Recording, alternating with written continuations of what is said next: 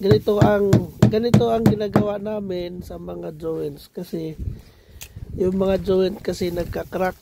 Joint ng weatherboard tulad nito, joint ng weatherboard, pag katagalan, pag malaking crack ito, tapos ipipiliran lang namin, katagalan magka-crack lang din ang filler. Kaya ginagawa na namin, nilalagyan namin ng mga metal soaker. At least nito, hindi, kung mag-crack man ang filler, hindi siya makikita at hindi rin mapapasukan ng tubig.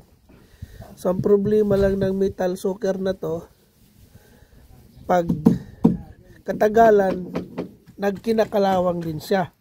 Kaya yung ginagawa namin, ginagamitan namin siya ng metal primer.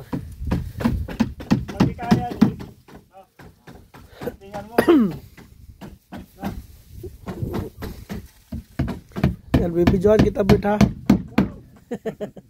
Model ka, Bert. Ayan, so yan ang ginagawa nila. So ganito ang itsura ng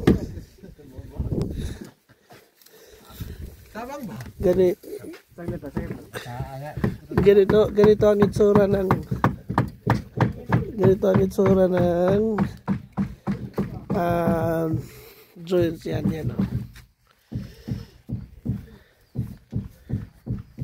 Yan, so ganyan ang pag ganyan nakalaki ang joint, ang failure yan, nagka-crack kasi may possibility na kasi yan na mag-move yung weatherboard.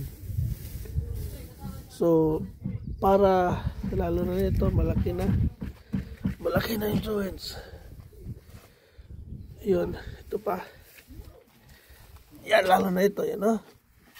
So pag piniliran lang ito, nagka-crack pa din.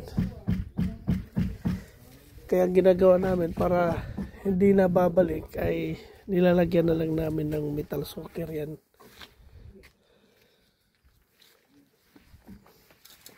Yung iba okay naman, Bert, yung mga yan ganyan, yung mga ganyan talaga nagkaka-crack yan. Buti madali lang siyang ipasok sa loob.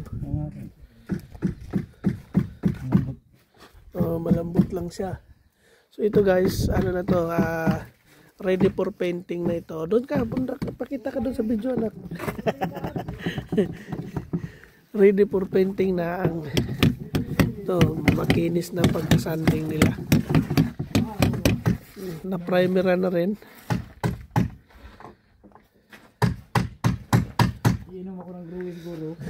So nandito lahat ng ating tropa. Ito yung ating mga sasakyan. Ito yung isang sasakyan natin nandito. Ang tatlong grupo ito nandito ngayon.